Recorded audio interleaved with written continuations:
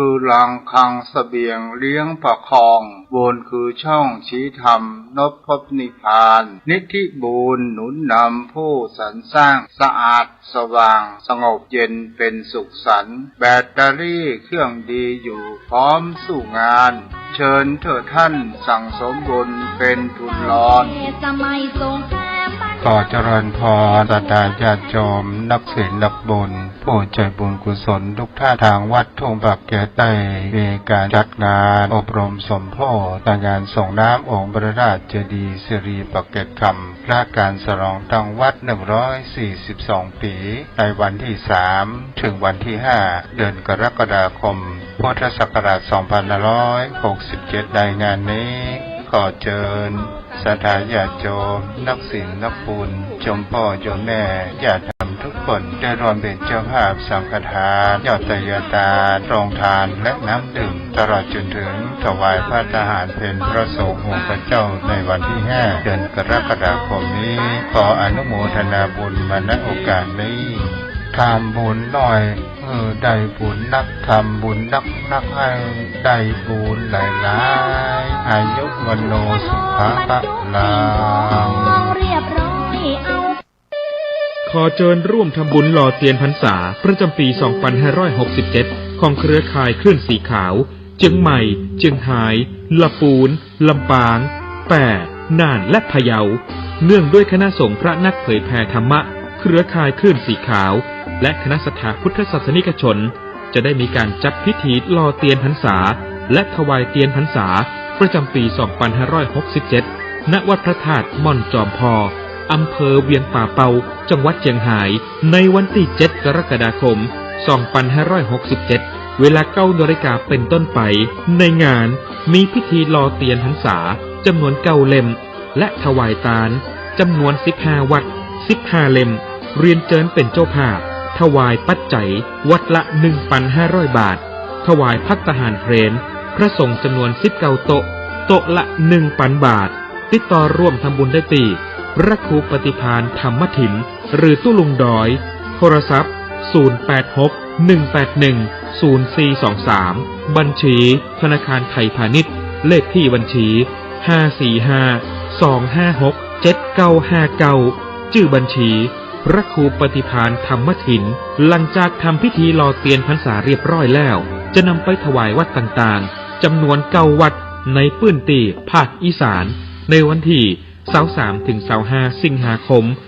2567 โดยจะออกเดินทางในวันที่23สิงหาคม 2567 เวลาตี 4ในโอกาสนี้จึงขอเชิญชวนพุทธศาสนิกชนทุกท่านได้ร่วมพิธีหล่อเทียนพรรษาและร่วมอนุโมทนาบุญไปด้วยกันเพื่อส่งเสริมพระพุทธศาสนาและวัฒนธรรมประเพณีอันดีงามต่อไป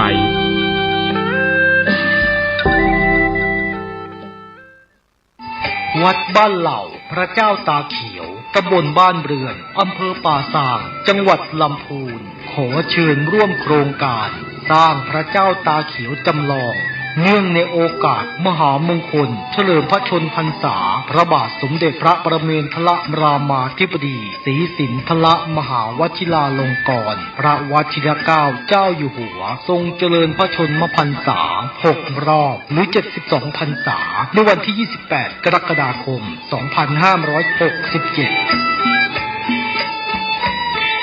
ในการนี้ทางวัดบ้านเหล่าพระเจ้าตาเขียวนำโดยผู้ช่วยศาสตราจารย์ด็อกเตอร์พระครูภาวนาโสภิตพระวิปัสสนาจารย์เจ้าอาวาสวัดบ้านเหล่าพระเจ้าตาเขียวมีดำริพร้อมกับคณะกรรมการและวัยยาวัจกรและญาติโยมที่มาอุปถัมภ์มีความประสงค์จะหล่อองค์จำลองพระเจ้าตาเขียวขึ้นเพื่อเฉลิมพระเกียรติในงานมหามงคลดังกล่าวนี้โดยองค์จำลองของพระเจ้าตาเขียวมีขนาดความกว้างของหน้าตัก9 ฟุต 6 นิ้วซึ่งกำหนดจะเททองหล่อในวันที่ 18 กรกฎาคม 2567 เวลา 16:19 นาทีเรียนเชิญผู้ที่มีจิตศรัทธาร่วมทำบุญติดต่อสอบถามได้ที่เบอร์โทรศัพท์ 0969525159 วัดบ้านเหล่าพระเจ้าตาเขียวตำบลบ้านเรือนอำเภอป่าซางจังหวัดลำพูนท่านกำลังติดตามรับฟังสถานีวิทยุกระจายเสียงพระพุทธศาสนาแห่งชาติและสังคมคลื่นเพื่อการศึกษาพระพุทธศาสนาและวัฒนธรรมระบบ FM 104.5 เมกะเฮิรตซ์รายการต่อไปเป็นรายการคดีโลกคดีธรรมเป็นศาสนาสำหรับชาติเราศาสนาในสมัยนี้เป็นของที่แยกจากชาติไม่ได้เป็นความจำเป็นที่เราทั้งหลายผู้เป็นไทยจะต้องมั่นคงอยู่ในศาสนาพระพุทธซึ่งเป็นศาสนาสำหรับชาติเราพระพุทธศาสนาก็ดีหรือศาสนาใดก็ดีที่ตั้งมั่นอยู่ได้ก็ด้วยความมั่นคงของผู้เลื่อมใสตั้งใจที่จะรักษาและข้าพเจ้าพูดทั้งนี้ก็เพื่อชักชวนท่านทั้งหลายอย่างเป็นเพื่อนไทยและเพื่อนพุทธศาสนิกชนด้วยกันทั้งนั้นเพื่อความมั่นคงแห่งพระพุทธศาสนาข้าพเจ้ารู้สึกว่าได้ทำหน้าที่สมควรแก่อุปถัมภ์พระพุทธศาสนาเราจะตั้งใจรักษาศาสนาของเราด้วยชีวิตและถ้าท่านตั้งใจจะช่วยข้าพเจ้าในกิจอันใหญ่นี้แล้ว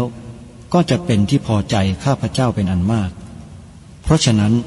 เป็นหน้าที่ของเราทั้งหลายที่จะช่วยกันบำรุงรักษาพระพุทธศาสนาอย่าให้เสื่อมสูญไปการที่จะบำรุงพระพุทธศาสนาเราต้องรู้สึกก่อนว่าหลักของพระพุทธศาสนาคืออะไรเราจะถือว่าเราเป็นไทยด้วยกันหมดเราจะต้องรักษาความเป็นไทยของเราให้ยั่งยืนเราจะต้องรักษาพระพุทธศาสนาให้ถาวรวัฒนาการอย่างที่เป็นมาแล้วหลายชั่วโคตรของเราทั้งหลายพระบรมราโชวาทของพระบาทสมเด็จพระมงกุฎเกล้าเจ้าอยู่หัวรัชกาลที่ 6พระบรมราโชวาทก็ดีพระราชนิพนธ์ก็ดีหรือพระบรมราชโองการของพระมหากษัตริย์ถือเป็นบทบัญญัติแห่งกฎหมายทั้งหมดทั้งสิ้นการบัญญัติให้พระพุทธศาสนาเป็นศาสนาประจำชาติไทยไว้ในรัฐธรรมนูญจึงเป็นสิ่งที่ถูกต้องทั้งกฎหมายและทางโบราณราชประเพณีการบัญญัติให้พระพุทธศาสนาเป็นศาสนาประจำชาติไทยไว้ในรัฐธรรมนูญย่อมเป็นหลักค้ำประกันให้กับประชาชนคนไทยว่าตนได้ปฏิบัติตามกฎหมายอย่างแท้จริงการบัญญัติให้พระพุทธศาสนาเป็นศาสนาประจำชาติไทยไว้ในรัฐธรรมนูญมิได้เป็นการลิดรอนสิทธิเสรีภาพของผู้ใดแต่เป็นการยืนยันความจริงตามกฎหมายและประวัติศาสตร์ชาติไทยการบัญญัติให้พระพุทธศาสนาเป็นศาสนาประจำชาติไทยไว้ในรัฐธรรมนูญจะทำให้พระพุทธศาสนา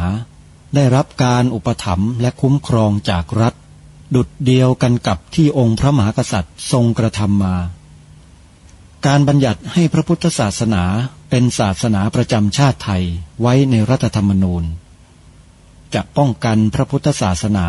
ไม่ให้ถูกลัทธินิกายนอกศาสนากระทำการใดๆได้ด้วยอุบายต่างๆนานา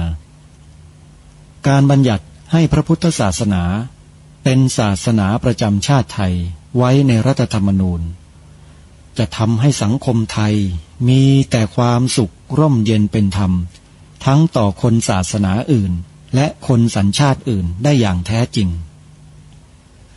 แต่ถ้าไม่บัญญัติให้พระพุทธศาสนาเป็นศาสนาประจำชาติไทยไว้ในรัฐธรรมนูญในอนาคตประเทศไทย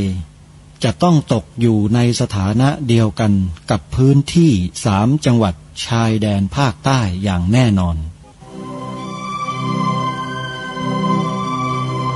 พระบรมราโชวาทพระบาทสมเด็จพระเจ้าอยู่หัวในมหาสมาคมณพระที่นั่งอมรินทร์วินิจฉัยในพระบรมมหาราชวังโดยที่พระพุทธศาสนาเป็นศาสนาประจำชาติของเราทั้งตามความศรัทธาเชื่อมั่นของข้าพเจ้าเองก็เห็นเป็นศาสนาที่ดีศาสนาหนึ่งเนื่องในบรรดาสัจธรรมคำสั่งสอนอันชอบด้วยเหตุผล จึงเคยคิดอยู่ว่าถ้าโอกาสอำนวยข้าพเจ้าควรจะได้บวชสักเวลาหนึ่งตามราชประเพณีซึ่งจะเป็นทางสนองพระเดชพระคุณพระราชบูรพการีตามคตินิยมด้วยแต่นับตั้งแต่ข้าพเจ้าได้ครองราชย์สืบสันตติวงศ์ต่อจากสมเด็จพระเชษฐาธิราชก็ล่วงมากว่า10 ปีแล้วเห็นว่าน่าจะถึงเวลาที่ควรจะทำตามความตั้งใจไว้นั้นแล้วประการหนึ่งอันหนึ่งการที่องค์สมเด็จพระสังฆราชหายประชวรมาได้ในคราวประชวรครั้งหลังนี้ก่อให้เกิดความปีติยินดีแก่ข้าพเจ้ายิ่งนักได้มาคำนึงว่าถ้าในการอุปสมบทของข้าพเจ้าได้มีองค์สมเด็จพระสังฆราชเป็นพระอุปชฌาย์แล้วก็จะ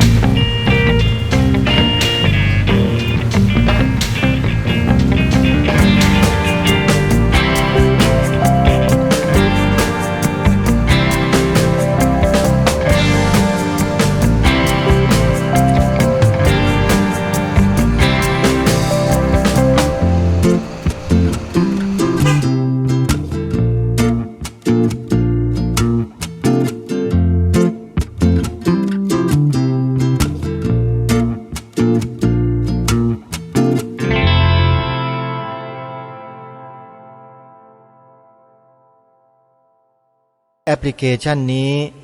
ศึกษาเรียนรู้ธรรมะสภาวะต่างๆที่ครูบาอาจารย์ท่านได้นำมาเปิดให้พวกเราได้ฟังมาบรรยายอธิบายขยายความให้แก่พวกเราฟังตลอด24 ชั่วโมงใครดาวน์โหลดแอปพลิเคชันนี้ไว้ในโทรศัพท์ได้สำเร็จถือว่าเป็นผู้ที่มีบุญมีความโชคดีมากเพราะนั่นคือสาเหตุแห่งปัญญาสัมมาทิฏฐิที่จะเกิดมีขึ้นในจิตใจของผู้นั้นเพราะการดาวน์โหลดเป็นปัจจัยเริ่มแรกเมื่อดาวน์โหลดสำเร็จการฟังแอปพลิเคชันนี้ก็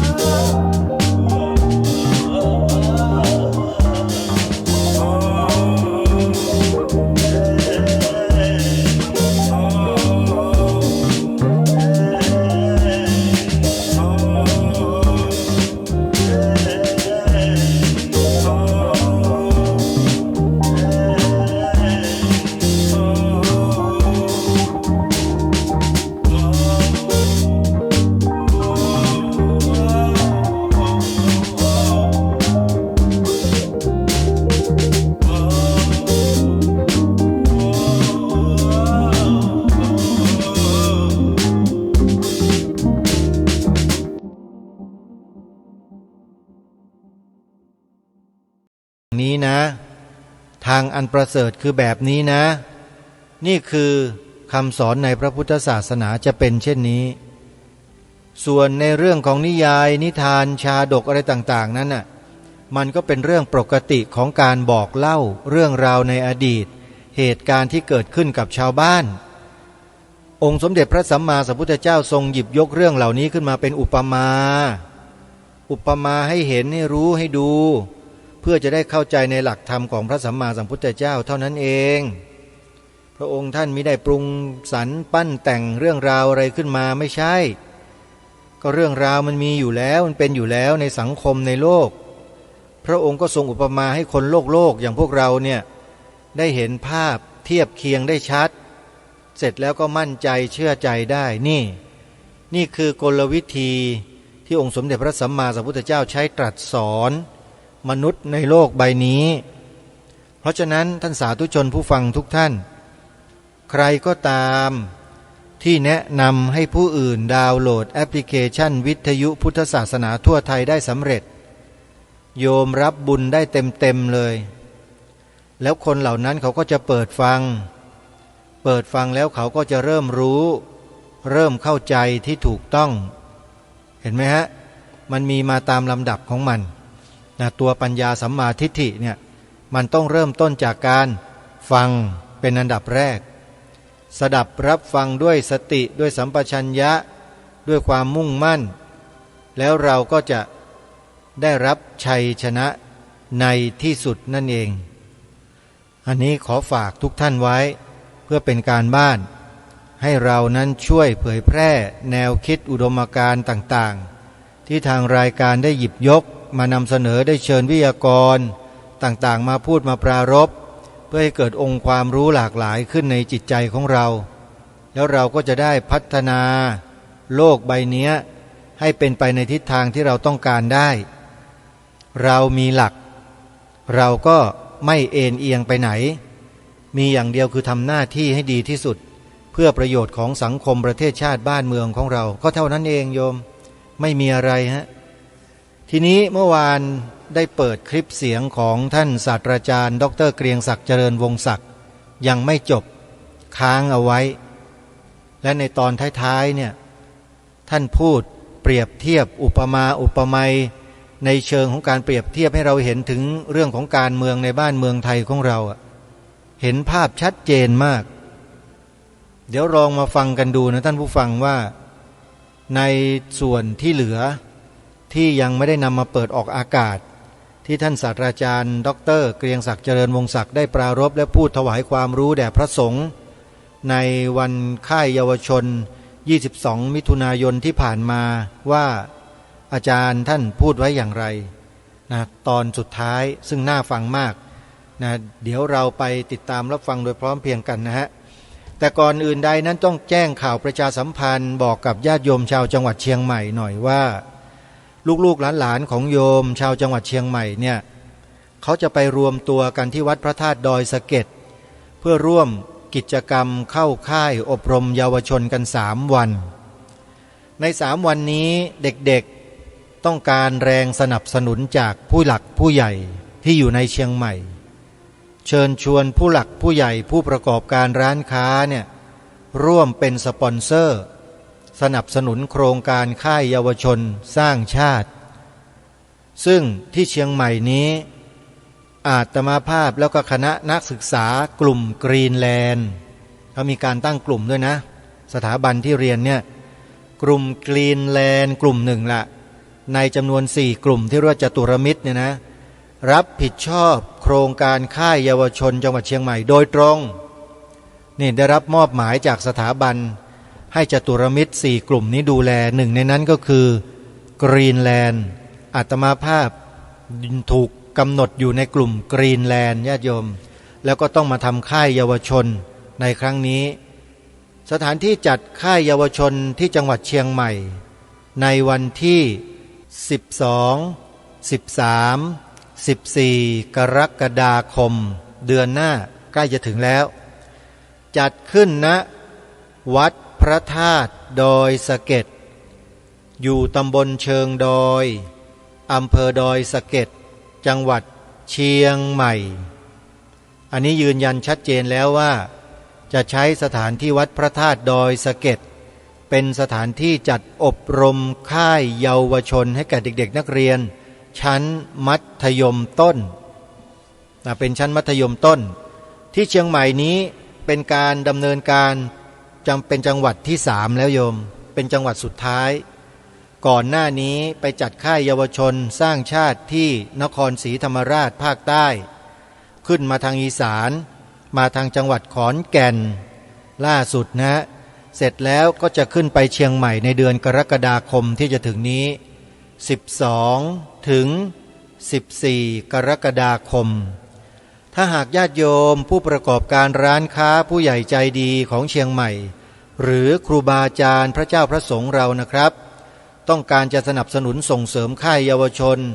ด้วยการบริจาคเป็นปัจจัยก็ได้เป็นข้าวของเครื่องใช้ที่จำเป็นก็ได้นะครับให้ติดต่อไปที่โครงการได้เลยนะฮะโดยเฉพาะผู้รับผิดชอบโครงการคือคุณอาทิตย์ชื่ออาทิตย์เดี๋ยวญาติโยมจดหมายเลขโทรศัพท์ของคุณอาทิตย์ไว้นิดหนึ่งเผื่อว่าต้องการจะสอบถามรายละเอียดอะไรเพิ่มเติมก็สามารถที่จะสอบถามได้เลยนะฮะโครงการค่ายเยาวชนดังที่กล่าวมานี้เป็นโครงการที่สถาบันการสร้างชาติได้กำหนดให้มีขึ้นโดยมอบหมายให้นักศึกษานสช.แต่ละรุ่นเนี่ยเมื่อจบหลักสูตรแล้วยังต้องอยู่ทำค่ายเยาวชนอีก2 ปีนู่นนะโยมไม่ใช่ปีเดียวนะฮะ2 ปีซึ่งในวันที่12-14กรกฎาคมนี้เราจะไปจัดค่ายเยาวชนกันอยู่ที่วัดพระธาตุดอยสะเก็ดอำเภอดอยสะเก็ดจังหวัดเชียงใหม่ใครจะสนับสนุนเป็นสปอนเซอร์โครงการค่ายเยาวชนนี้นะโยมนะติดต่อสอบถามที่หมายเลขโทรศัพท์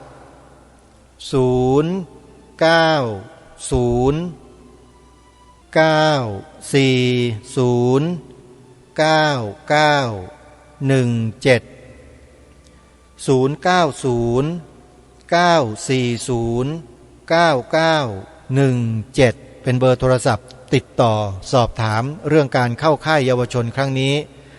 พระสงฆ์เราก็เหมือนกันนะครับพระสงฆ์เรานี่ก็สามารถร่วมกิจกรรมครั้งนี้ได้โดยสมัครทาง QR Code ซึ่งณขณะนี้กระผมได้ส่ง QR Code และลิงก์ใบสมัครไปที่ห้องไลน์ของวิทยุวงใน 104.5 นะครับวิทยุวงใน 104.5 ซึ่งเป็นไลน์กลุ่มของทางภาคเหนือนะครับส่งไปในที่นั้นแล้วนะครับถ้าพระสงฆ์รูปใดครูบาอาจารย์รูปใดนะมีความประสงค์จะเข้าร่วมอบรมโครงการนี้ฟรีครับไม่มีการเสียค่าใช้จ่ายมีภัตตาหารเลี้ยงเพลนะครับแล้วก็มีน้ำปานะน้ำดื่มชากาแฟถวายนะครับพระภิกษุรูปใดต้องการแลกเปลี่ยนเรียนรู้ในเรื่องที่เราไม่ค่อยจะได้รู้เท่าไหร่ในโครงการค่ายเยาวชนที่วัดพระธาตุดอยสะเก็ดระหว่างวันที่12 13 14กรกฎาคมนี้มีคำตอบครับนิมนต์นะฮะลงสมัครกันทางออนไลน์ได้เลยนะครับผมได้ส่งลิงก์ไปที่ไลน์กลุ่มของวิทยุวงใน 104.50 เมกะเฮิรตซ์ไว้แล้วสอบถามที่อาจารย์พระครูสมุวิสุวัตวรกิจโจเจ้าวาดวัดฝายหินได้เลยนะครับผมส่งลิงก์ไปให้ท่านแล้วนะฮะสมัครตามนั้นเลยครับใช้ไลน์นะครับพิมพ์เปิดไลน์ขึ้นมาเปิดไลน์ของเราเนี่ยขึ้นมาแล้วก็เปิด QR Code ส่อง QR Code สมัครเลยพอสมัครเสร็จกรอกอะไรเสร็จแล้วล่างสุดเขาจะมีคำว่าส่งแตะที่คำว่าส่งก็ถือว่าสมัครเสร็จสิ้นเป็นที่เรียบร้อยแล้วแล้วพอถึงวันงาน13 กรกฎาคมนะครับเดินทางเข้างานได้เลยที่วัดพระธาตุดอยสะเก็ดช่วงประมาณบ่ายโมงตรงครับก็จะเริ่มถวายการอบรมพระสงฆ์เพื่อจะได้ร่วมขบวนการที่ดีร่วมกันทำงานคนเดียวอยู่ฝ่ายเดียวเนี่ยทำไม่สำเร็จหรอกครับต้องมีคฤหัสถ์ญาติโยมจำนวนมากมายมหาศาลเนี่ยเข้าร่วมด้วยสถาบันนี้เขาทำเช่นนั้นครับนิมนต์พระสงฆ์เข้ามาร่วมด้วย เราจะนำพาชาติบ้านเมืองของเราให้อยู่รอดปลอดภัยกันอย่างไรที่นี่มีคำตอบอย่าลืมนะครับส่งบุตรหลานท่านเข้าร่วมสมัครพระสงฆ์เราก็สมัครได้แบบเปิดเลยนะครับสมัครผ่านแอปพลิเคชันขออภัยสมัครผ่าน QR Code หรือลิงก์ที่เป็นลิงก์ใบสมัครที่ส่งไปในไลน์กลุ่มของวัดฝายหินนะครับก็สามารถติดต่อสอบถามที่พระครูสมุวิศวัตรได้เลยนะฮะแล้วไปพบกันครับที่วัดพระธาตุดอยสะเก็ดผมเป็นผู้รับผิดชอบโครงการของพระสงฆ์นะที่จังหวัดเชียงใหม่ครั้งนี้ด้วยก็คงจะได้พบปะพูดคุยกันนะครับโทรศัพท์นะครับอีกครั้งหนึ่งท่านใดสงสัยประการใดนะครับสอบถามได้ที่หมายเลขโทรศัพท์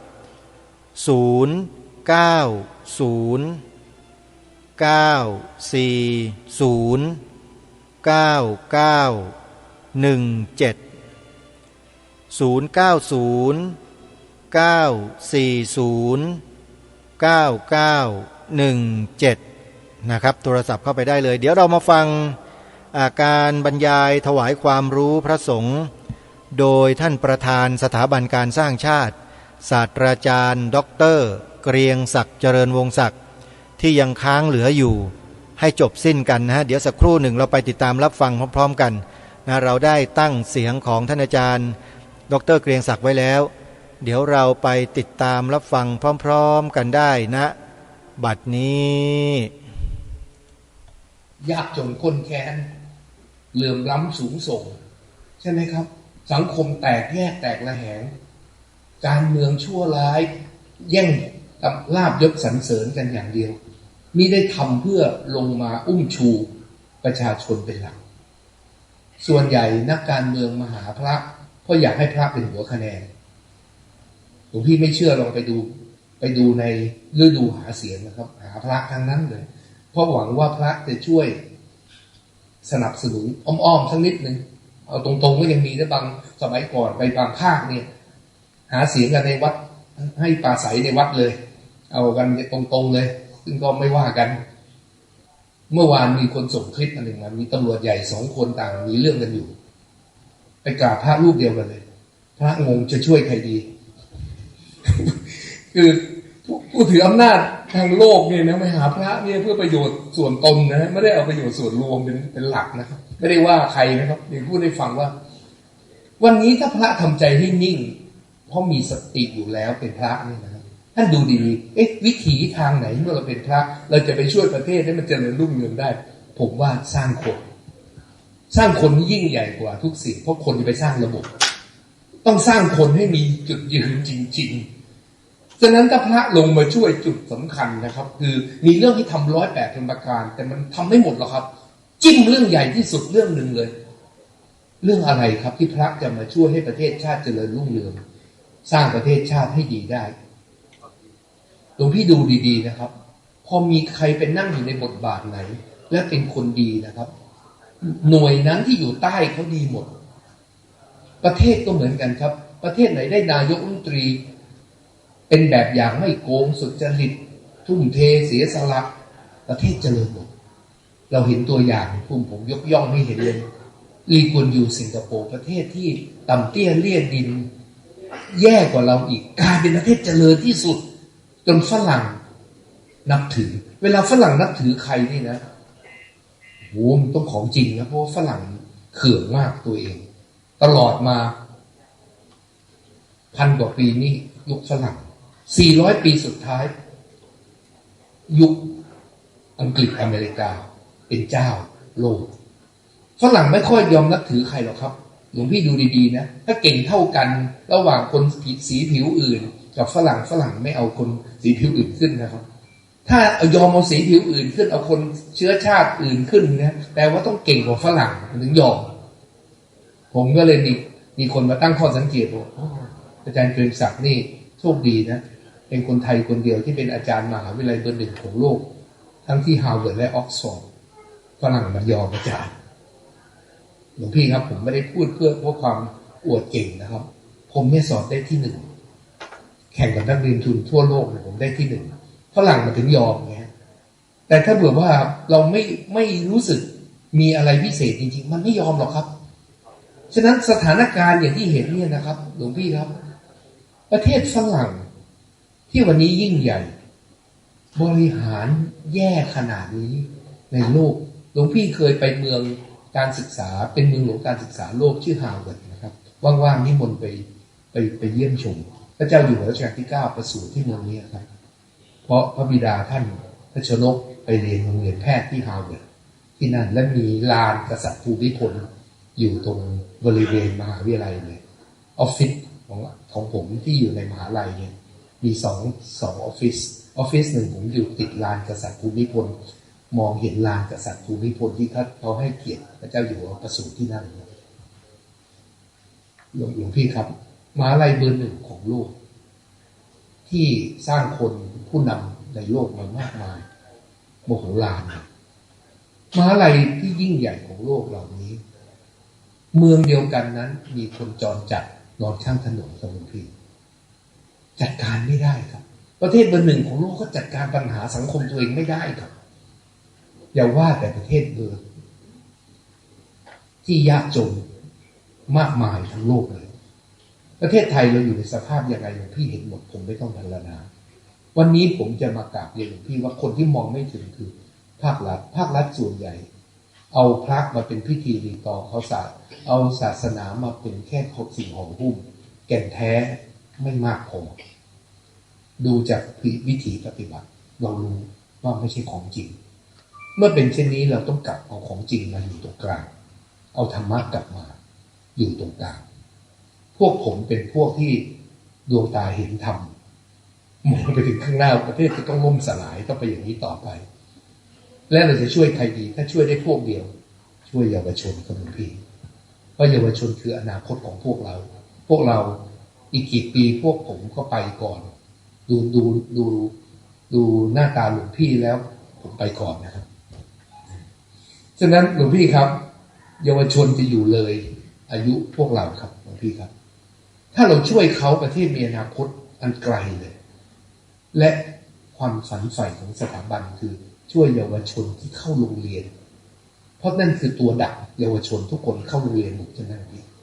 ถ้าเราสามารถทำชมรมคนดีเก่งกล้าเยาวชนเพื่อไปสร้างประเทศชาติได้ในโรงเรียนทุกโรงเรียนประเทศไทยสถาปนาโรงเรียนวะในชมรมไว้ให้ครูให้ผู้อำนวยการช่วยอย่าทำลายมันช่วยมันหน่อย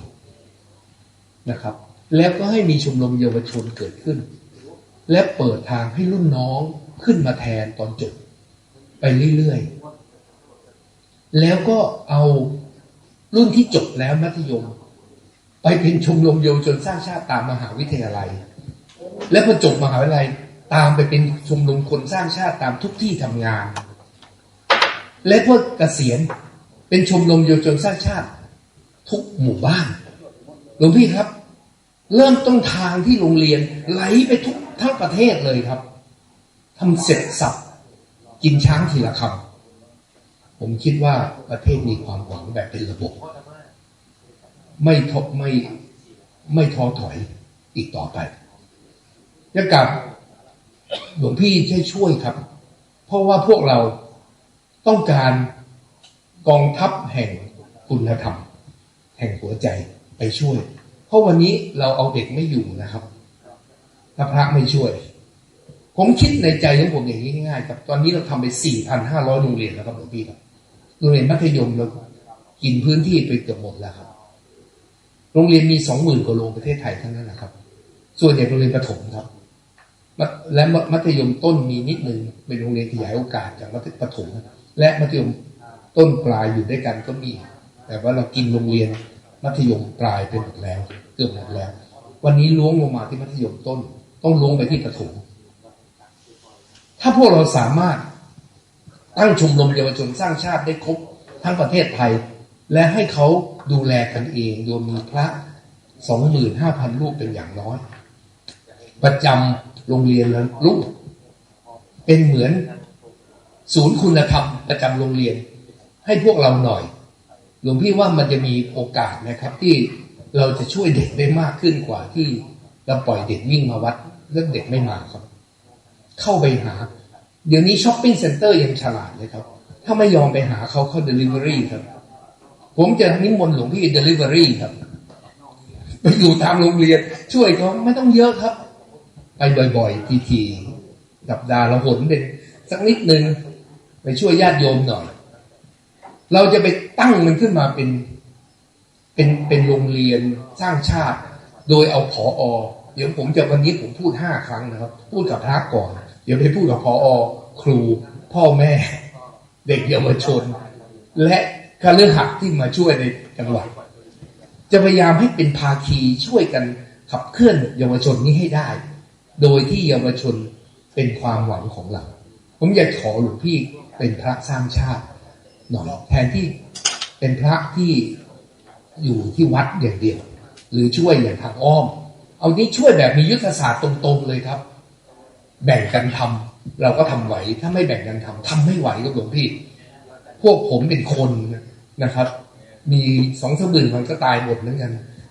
เดินทางได้นิดเดียวทำให้ตายก็ไม่ไหววันนี้พูด5 ครั้งหลวงพี่เป็นคนอื่นก็ไม่ไหวแน่ๆครับผมยังพอไหวไม่ปีหน้าไหวเปล่าไม่ทราบนะปีนี้ไหวอยู่นะเลยกราบเรียนหลวงพี่ว่าอยากได้พระสร้างชาติครับนี่พระสร้างชาติจะไปช่วยได้ต้องประสานกันต้องมีชุดอุดมการณ์ทางจิตคุณธรรมที่ตรงกันที่เห็นทิศทางเข้าใจญาติโยม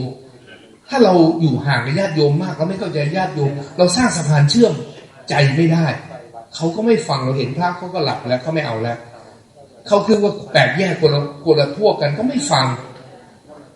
ปัญหาจะเกิดนั้นเราต้องมี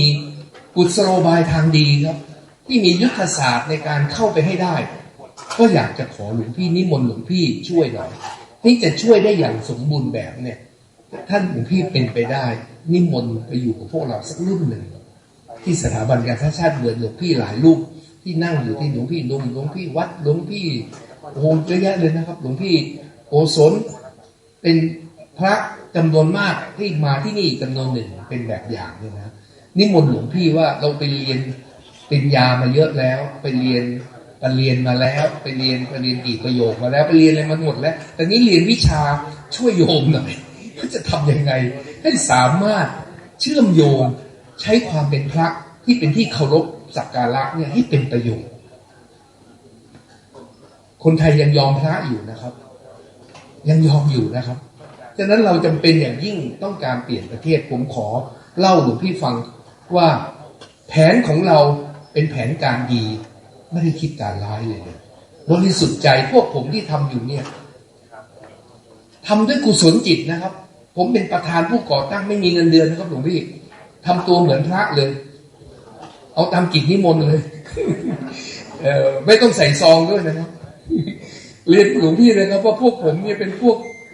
คฤหัสถ์ที่จริงใจนะครับหลวงพี่ทุ่มเทชีวิตทำทุกวันตื่นจนนอนทำเต็มที่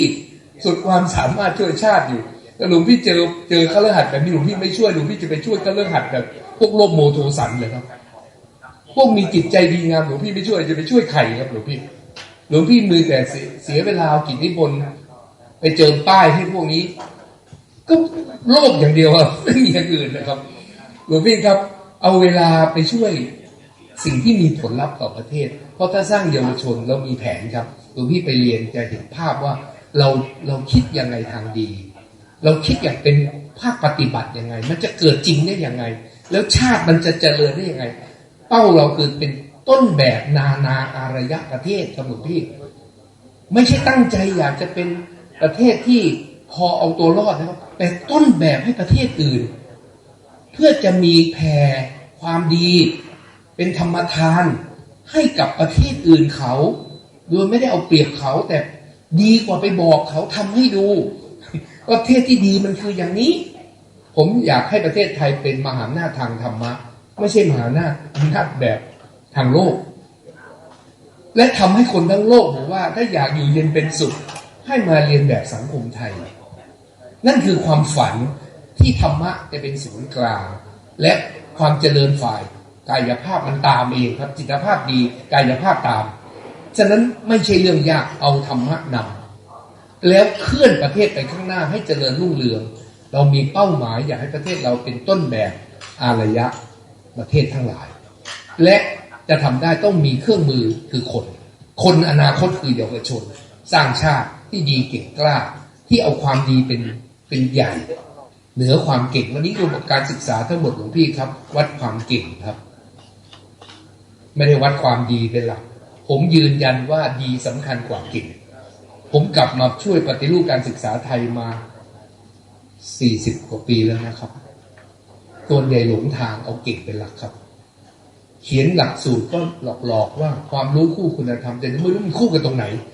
เรียนจบหลักสูตรไม่รู้คุณธรรมอยู่ตรงไหนก็เขียนเท่ๆเลยนะครับหลวงพี่ไม่จริงครับมันเรื่องหลอกกันทั้งนั้นวันนี้ต้องเอาธรรมะผมว่าธรรมะนำความรู้ครับไม่ใช่ธรรมะคู่ไม่ใช่ความรู้คู่คุณธรรมธรรมะนำความรู้ถ้าทำอย่างนี้ได้ประเทศมีทางออกผมไม่มีเวลาจะพูดรายละเอียดผมไม่แน่ใจเขาให้เวลาผมเท่าไหร่แต่คุยหลวงพี่ก็ติดลมบนนะอยากเดินหน้าไปเรื่อยๆถ้าหลวงพี่เข้าใจเสียงจากหัวใจผมหลวงพี่ช่วยฟังหัวใจอย่าฟังเสียงนะครับฟังหัวใจแล้วมาช่วยกันผมขอสรุปตรงท้ายนี้นิดเดียวครับหลวงพี่ครับโลกใบนี้และมนุษย์ 8,000 ล้านต้องเลือกระหว่างเอียงทำใจเป็นพระกับเอียงทำใจเป็นโจรมันมีแค่2 อย่างครับไม่เกี่ยวกับยูนิฟอร์มครับเพราะหลวงพี่แค่ใส่ยูนิฟอร์มผ้าเหลืองเฉยๆแต่คนธรรมดาก็ทำใจเป็นพระได้ครับมนุษย์มีแค่นี้นั่งบนรั้วไม่ได้ครับต้องเอียงไปข้างใดข้างหนึ่งว่าเป็นพระกับเป็นโจรชีวิตมันมีแค่นี้จะอยู่ร่วมกับพระกับโจรยังไงบนโลกวันนี้มันมีทั้งพระทั้งโจรอยู่บนโลกใบนี้และประเทศเราก็มีทั้งพระทั้งโจรครับหลวงพี่ผมก็มีความคิดง่ายๆครับว่าโมเดลร่วมกับพระกับโมเดลร่วมกับโจรท่านจะเลือกข้างไหนถ้าท่านร่วมกับโจรอย่าพายเรือให้โจรนั่งอย่าร่วมพายเรือกับโจรอย่านั่งเรือที่โจรพายอย่านั่งเรือที่มีโจรจงสละเรือที่มีโจรครับ5 แบบนี้ครับชีวิตร่วมกับโจรต้องทำได้แค่นี้ให้คนไทยอีกข้างหนึ่งครับจงใช้ชีวิตกับพระยังไงครับจงพายเรือให้พระนั่งจงพายเรือร่วมกับพระจงนั่งเรือที่พระพายจงนั่งเรือที่มีนั่งเรือที่มีพระและจงอย่าสละเรือที่พระนั่ง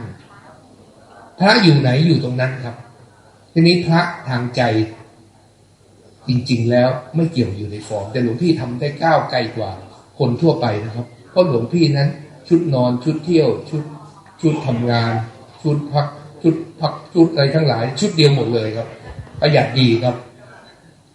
พวกเราที่อยากจะมีใจเป็นพระจะเดินตามหลวงพี่อยากจะไม่ติดลาภยศสรรเสริญพวกผมเนี่ยไม่ติดนานแล้วครับลาภไม่เคยดึงเราไปได้นานแล้วยศก็ไม่เคยดึงเราได้สรรเสริญก็ดึงเราไม่ได้เพราะถ้าดึงได้ชีวิตเราไม่เป็นเช่นนี้ถ้าหลวงพี่อยากจะช่วยคฤหัสถ์ที่มีใจเหมือนหลวงพี่มากหน่อยนะครับ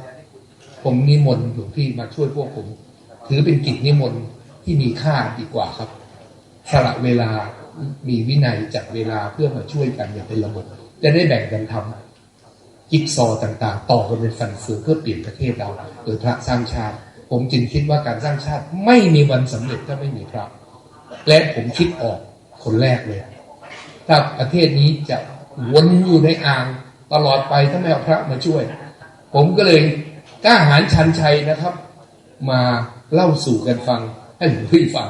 ว่าขอหลวงพี่ออกแรงมาช่วยงานหนักเท่าเดิมครับไม่ได้หนักขึ้นครับเพียงจัดเวลาใหม่ในชีวิตเท่านั้นเองและถ้าหลวงพี่กรุณานะครับหลวงพี่จะความเข้าใจจะทำให้เราเดินไปอย่างมีสติและทำให้เราทำหน้าที่ได้อย่างสมบูรณ์ขอนิมนต์หลวงพี่มีโอกาสไปอยู่กับพวกเราสักรุ่นหนึ่งนะครับเราเรียนสัปดาห์ละครั้ง 6-7 เดือนพระท่านผู้ใหญ่ก็อยู่กับเราเยอะพระเจ้าคณะก็เยอะนะครับหลวงพี่กรุณาจัดแจงตัวเองมีโอกาสเรามีหลายหลักสูตรชวนหลวงพี่ไปเพื่ออะไรครับไม่ใช่ต้องการให้เรียนอย่างเดียวเรียนเพื่อเข้าใจและเรียนเพื่อรู้จักญาติโยมที่ดีๆจะได้แยกว่าเราจะร่วมงานพายเรือกับใครครับไม่งั้นตอนนี้หลวงพี่อยู่ที่วัดเนี่ยโจรมาชวนไปพายเรือเรื่อยเลยครับชวนพายเรือทุกวัน แล้วหลวงพี่จะพายเรือกับโจรทำไมพวกมือคนถ้าจะพายเรือร่วมกับพระก็จะทำให้ประเทศ เป็นประเทศที่มีธรรมะมากขึ้นประเทศก็จะเจริญผาสุกนะครับคนดีสำคัญกว่าทุกสิ่งผมจึงเชื่อว่าทำคนดีได้เนี่ยเราทำอานิสงส์ที่มีค่าที่สุดทำพิธีรีตองได้ผลลัพธ์น้อยครับทำของจริงในใจคนได้ผลลัพธ์มากที่สุดวันนี้ผมจึงขออนุญาตมาหาหลวงพี่นะครับมากราบนิมนต์ให้หลวงพี่ไปช่วยพวกเราครับแล้วก็เหมือนเราเวลาใส่บาตรนะครับเดินผ่านหน้ามาใส่บาตรหลวงพี่ไม่รับบาตรก็ไม่รู้ยังไงนะครับวันนี้ผมก็ขออนุญาตหลวงพี่ผมขออนุญาตนิมนต์หลวงพี่ไปช่วยถ้าหลวงพี่ไม่รับนิมนต์ก็แปลว่าพวกเรานี่ไม่รู้จะทำยังไงและถ้าเบื่อมีพวกโจรมานิมนต์หลวงพี่ไปแล้วหลวงพี่ไปแล้วแต่พวกพระมานิมนต์ไม่ไปจะทำยังไงครับก็ขออนุญาตเห็นแก่ประเทศขอ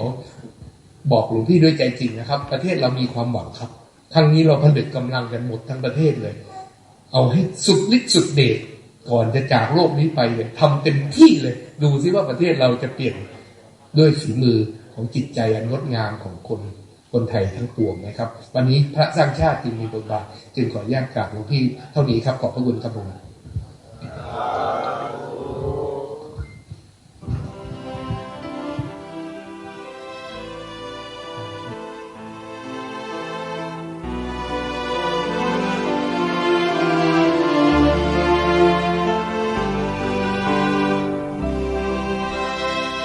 ท่านสาธุชนผู้ฟังทุกท่านพระเถรานุเถระที่เคารพเสียงที่ท่านฟังจบไปนั้นเป็นเสียงของประธานก่อตั้งสถาบันการสร้างชาติศาสตราจารย์ดร.เกรียงศักดิ์เจริญวงศ์ศักดิ์ปริญญาเอกจากมหาวิทยาลัยฮาร์วาร์ดผู้มีอายุน้อยที่สุดอายุ25 ปีจบด็อกเตอร์จากนั้นด้วยปณิธานที่ตั้งไว้ว่าจะกลับมาดูแลประเทศชาติบ้านเมืองของตนเองเพราะเห็นความยากจนของประชาชนแล้วอดไม่ได้ที่จะต้องกลับมาช่วยบ้านเมืองสงสารประชาชนตั้งใจจะเข้าไปสู่ภาคการเมืองเพื่อไปหาอำนาจแสวงหาอำนาจใช้อำนาจนั้นมาจัดการมาดูแลประเทศแต่ปรากฏว่าพอก้าวขาเข้าไปในภาคการเมืองไม่กี่ปีเท่านั้นเนี่ยต้องวิ่งแจ้นหนีออกมาฟ้องพระอย่างที่เราฟังกันวันนี้ฟ้องพระชัดเจนเลยว่าบ้านเมืองเราเป็นอย่างไรแล้วก็กราบอาราธนานิมนต์พระเข้ามาร่วมอุดมการณ์ในการสร้างชาติของเราจริงๆแล้วบรรพชนเราสร้างมาดีแล้วแหละแต่อยู่มาช่วงการเปลี่ยนแปลงประเทศเนี่ยมีคนมันมาทำลายชาติของเราเสียท่านอาจารย์ดร.เกรียงศักดิ์คนนี้มองเห็นภาพชัดเจนเลยเพราะเข้าไปอยู่วงในมาก่อนไปคลุกฝุ่นคลุกขี้โคลนอยู่ตรงนั้นพักหนึ่งแล้วเขาก็ออกมาบอกพวกเราวันนี้แหละมันถึงเวลาแล้วรอไม่ได้แล้วขอความร่วมมือต่อพระคุณเจ้านิมนต์ไปศึกษาไปเรียนรู้ซึ่งกันและกันที่สถาบันใช้เวลา6 เดือน7 เดือนเท่านั้นเองแล้วเราก็ออกมาช่วยกันดูแลลูกหลานเยาวชนของเราเหมือนอย่างที่กำลังทำอยู่นี่แหละที่ประกาศไปเมื่อตอนต้นรายการว่าที่จังหวัดเชียงใหม่จะมีการจัดอบรมค่ายเยาวชนจังหวัดเชียงใหม่ขึ้น3 วันในระหว่างวันที่12 ถึง 14 กรกฎาคมนี้สถานที่จัดกิจกรรมก็คือวัดพระธาตุดอยสะเก็ดวัดพระธาตุดอยสะเก็ดตั้งอยู่ที่ตำบลเชิงดอยอำเภอดอยสะเก็ดจังหวัดเชียงใหม่คณะนักศึกษานสช.รุ่น16ซึ่งมีอาตมาภาพเป็นหนึ่งในนักศึกษารุ่นนี้จะไปทำการจัดค่ายเยาวชนครั้งนี้ด้วยจึงประชาสัมพันธ์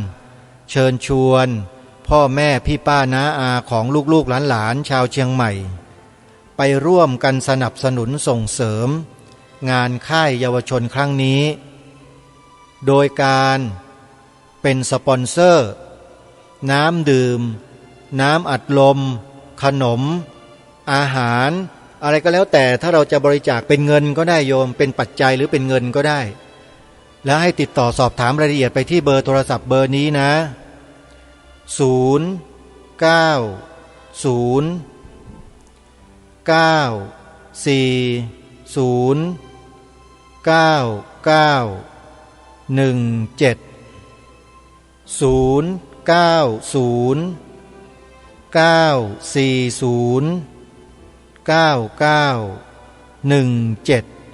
เป็นเบอร์โทรศัพท์ของผู้รับผิดชอบโครงการที่จังหวัดเชียงใหม่เป็นนักศึกษานสช.รุ่น16รุ่นเดียวกันกับอาตมาภาพนี่เลยนะก็จะได้ตอบคำถามอธิบายทำความเข้าใจให้กับทุกท่านได้รับทราบว่าการจัดโครงการอบรมค่ายเยาวชนที่จัดให้ขึ้นมีนี้เนี่ยมีที่มาที่ไปอย่างไรถ้าต้องการจะทราบก็สอบถามไปที่คุณอาทิตย์ได้เลยที่ตามหมายเลขที่แจ้งไปแล้วนั้นนะฮะหรือถ้าพระสงฆ์รูปใดนะครับถ้าต้องการสมัครเข้าร่วมโครงการครั้งนี้นะฮะสามารถที่จะเปิดไลน์ส่อง QR Code สมัครได้เลยนะครับทางออนไลน์ซึ่งผมได้ส่ง QR Code แล้วก็ลิงก์ใบสมัครไปที่ห้องไลน์ของวิทยุวงใน 104.5 เมกะเฮิรตซ์ของวัดฝายหินเรียบร้อยแล้วให้สอบถามรายละเอียดไปที่วัดฝายหินที่พระครูสมุวิสุวัตวรกิจโจได้เลยนะครับอาจจะขอคัดลอก QR Code เพื่อไปสมัครหรือไปเผยแพร่ร่วมกันก็ยินดีนะครับติดต่อได้เลยนะครับขออนุโมทนาขอบพระคุณเป็นอย่างยิ่งญาติโยมอย่าลืมไปช่วยลูกช่วยหลานชาวเชียงใหม่เข้าอบรมค่ายเยาวชนที่วัดพระธาตุดอยสะเก็ดกันเด้อโยมเด้อนะไปด้วยกันเอาละวันนี้เวลาของรายการหมดท่านผู้ฟังต้องขอสมมุติยุติไว้ที่เพียงเท่านี้พบกับรายการได้ใหม่ในวันต่อไปขอความสุขความสวัสดีในธรรมแห่งองค์สมเด็จพระบรมศาสดาสัมมาสัมพุทธเจ้าจงปรากฏเกิดมีขึ้นในจิตใจของท่านผู้ฟังทุกท่านทุกคนเถิดขอเจริญพรคิดก็ต้องกล้าทำอย่ากลัวถ้าทำความดีเร่งศึกษาปัญหาให้ทันท่วงทีเมืองไทยจะพัฒนากว่านี้รายการดีๆคดีโลกคดีธรรมขอรำพันบรรยายความคิดเครื่องหมายแห่งสีทั้งสามงามถนัดขาวคือบริสุทธิ์สี